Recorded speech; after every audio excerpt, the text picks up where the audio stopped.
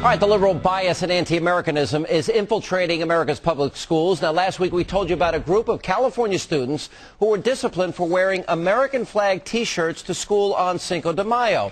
And now another California student, this time a 13-year-old girl, has been reprimanded by a teacher for making this drawing of the American flag, which reads, "God bless America." Now, meanwhile, a student in the same class was praised for making a drawing of the anointed one, President Barack Obama. Now, the school's principal reportedly apologized when he heard about the incident, but the teacher, who deemed the drawing offensive for whatever reason, still has not apologized.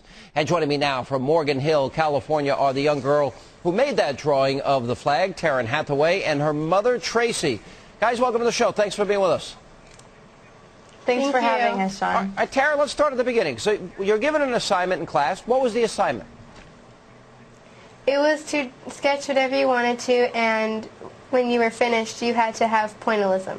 Okay, and so there was no restriction, there was no guidance. You got to choose what you wanted to draw, right? Yes. Okay, and this was not a political class, not a religious class. This was an art class? Yes. Okay. So now, walk us through. So you draw a picture. By the way, you're very talented. What grade are you in, Taryn? Seventh. All right, you're in seventh grade. All right, so you drew a beautiful picture, the American flag, God bless America. What happened from there? She walked up to me and said it was offensive, and I asked why, and then she just walked away not telling me why. And you never got an explanation as to why? No. No. All right, and tell us about you got another student in the class that drew a picture of Barack Obama. I assume they had a little, bubble that said, "Yes, we can," chan, chan, chan. I mean, what did the teacher say to that? She said, "Thank you for supporting our country." Wow. Now, yeah. Mom, you and apparently your husband stepped into this, and you went to school. What happened from there? We had a meeting with the principal and the teacher, and my husband asked her point blank, "What do you find offensive about my daughter's art? The flag or God bless America?" She didn't have an answer for us, and she still hasn't answered.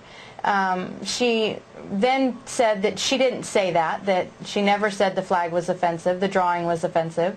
It wasn't until later in the meeting when she found out that another student in the class had heard what she'd said that she backtracked and said, "Well, I could have said it. I can't remember if I said it."